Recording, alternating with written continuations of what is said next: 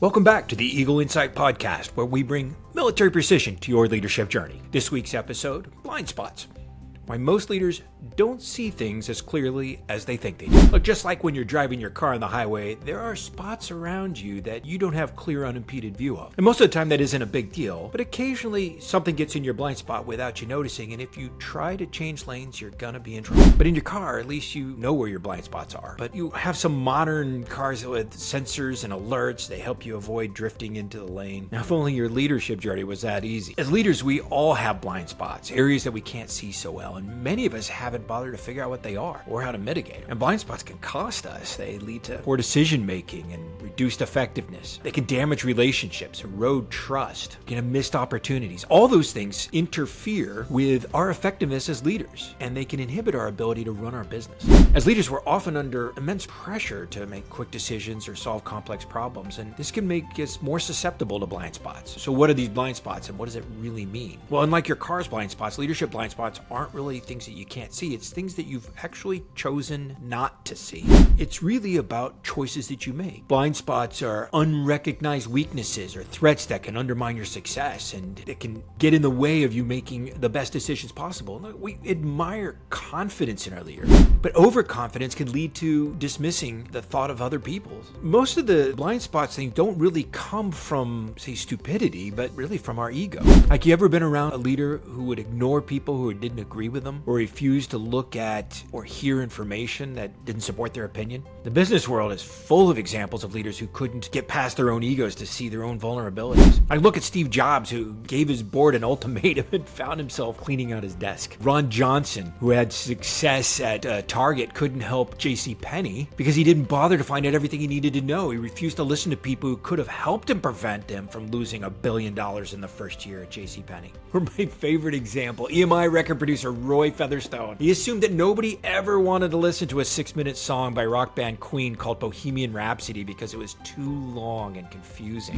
The song was one of the first songs that reached Diamond, which is 10 times platinum status. It's still one of my Gen Z kids' favorite songs. Blind spots. We all have areas where we lack knowledge or competence or understanding, but that's not the same thing as willfully ignoring other people or facts because our ego gets in the way.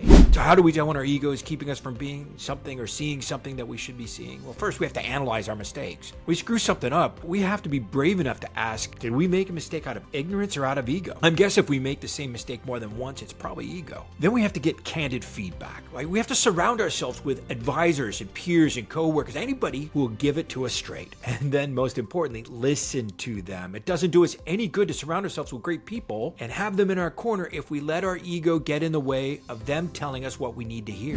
I get it, I'm harping on ego, but that's because it's the most common source of blind spots. We can also suffer from blind spots because we're stressed or tired or overworked or too busy, right? And the same solution we talked about with ego is when that's the problem. It's when we're tired or overworked or stressed. It's the same thing. Having trusted advisor in our life who will tell us when we're missing something crucial. People close to us often see things that we're too busy or too focused to see. They're the first ones to identify self-destructive behavior or obvious traps that we're missing. A great way to get feedback is to start identifying blind spots by doing a 360-degree evaluation where you have as many people as possible give you anonymous feedback. It's pretty simple and it's pretty quick. The important thing is to protect the anonymity of that study or it's going to be useless. And as tempting as it is to figure out who gave you what feedback, if you do that, it's the last time you're ever going to get honest feedback. Another really quick and simple tool that some people use is called a Johari window, and it's a tool that highlights the difference between how others see you and how you see yourself. So we get busy. The leaders who are too busy can easily lose touch with what's actually happening in the company. That is a huge source of blind spots. Like, you're running from meeting to meeting and you're oblivious to what your team is actually struggling with. You're missing the struggles that are going to bite you in the ass. It's compounded when you get near the top of your organization, the so-called CEO effect. That's where fewer and fewer people are willing to tell you what's really going on. And you don't have time to walk in the warehouse and see what's happening. You lose touch with the troops. That's why it's so important to walk around. I was given great advice from a retired general once. He said, spend all your spare time in the motorpool. Now, the motor pool is where combat vehicles are parked when you're not out on a training run or on an operation. And it's where the maintenance gets done to keep your fleet going and ready for anything. What he meant by spend all your spare time in the motor pool was that I should spend time with the troops that are preparing their equipment and training and doing the kinds of things that actually contribute to mission accomplishment. Get to know the people at that level, listen to them so you know what they're struggling with and you know what's really going on. Too many times we rely on reports from what's happening 2 or 3 levels down from us. Keeping in mind those leaders have an incentive to tell you good news about how great they're doing. When you don't get out to the motor pool and talk to the mechanics and the drivers and look at the equipment, your reports may say everything is just fine, and when you try to roll out the gate, you're not getting anywhere. The systems that you're using to keep in touch of what's happening in your organization can leave you with blind spots. Now, you can combat that by actually validating the information you get in your report by walking around, talking to the people that are actually turning wrenches and loading trucks and driving forklifts in your warehouse. You want to know how sales is going? Yeah, the reports are important. I'm a huge fan of data. But you also have to have lunch with your sales team. Numbers don't sell your product, people do. And relying exclusively on reports and numbers is going to create a blind spot for you. Look, leadership is a people game. Management is a numbers game. And to be truly effective, you got to be good at both. I'm a huge fan of data, but we have to be very careful about what we should be looking at. And we should be looking for contradictory data that tells us that there are warning signs something isn't right. I know several companies focus exclusively on revenue.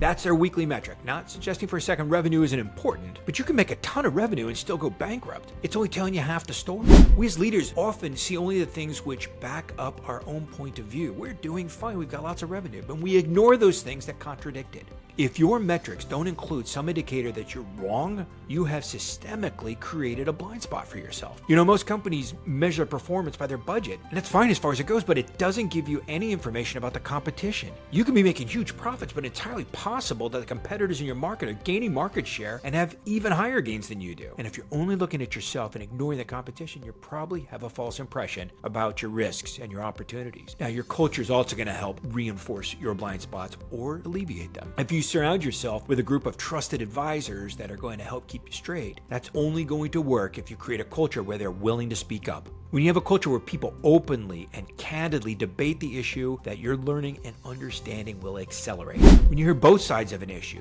candidly, passionately expressed, you're able to make better decisions. When you have a greater understanding of all sides, you reduce the chances blind spots are going to adversely affect your decision making. Oh, by the way, if you don't have a diverse team that thinks differently than each other, you're likely having group blind spots. Don't just surround yourself with people who argue with you. They have to argue with each other. Surround yourself with people who have enough differences to argue intelligently and to expose potential blind spots to you. This becomes a cultural issue, and it's your job as a leader to reinforce that culture. I once worked for a general that would bring in key members of his staff to wrestle with tough issues and to help him think through tough problems. Whenever a senior officer joined us, he would make sure to tell them to leave their rank at the door. Everyone in the room made valuable contributions to enhancing that leader's understanding. He created a culture of the members of the team to speak bluntly to senior members of the team in a safe environment. How amazing that was, and how fast each of us learned. I think we all know that we have blind spots. I think we understand that our business, our busyness, and our ego and our systems are keeping us from really understanding things at a level that we should. Solving that means checking our ego. We have to admit to ourselves and to others that we have blind spots, and that without their help, we're not going to get to where we want to be as leaders or as organizations. At 5 Eagles Leadership, we constantly stress that you have to be proficient at leading in each of the 3 major domains. First, you have to be able to lead yourself in understanding where your blind spots are, clarity about who you are and how you show up to the world.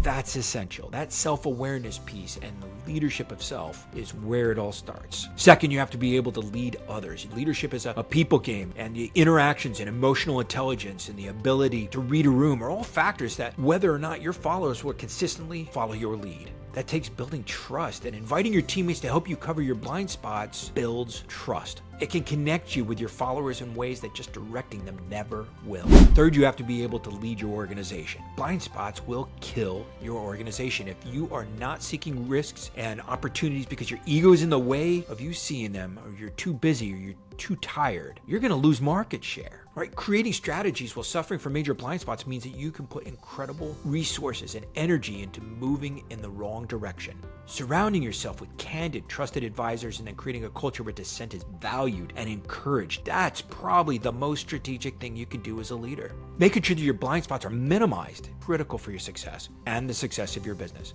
At the end of the day, it's your responsibility as a leader to identify and mitigate your blind spots and to help those you lead do the same. When you're all seeing things the same way, a shared understanding of your marketplace and your challenges and how your company's actually functioning every day, you and your team are going to crush it. And that is the essence of leadership. Thanks for listening to Eagles Insight. We'll see you next week.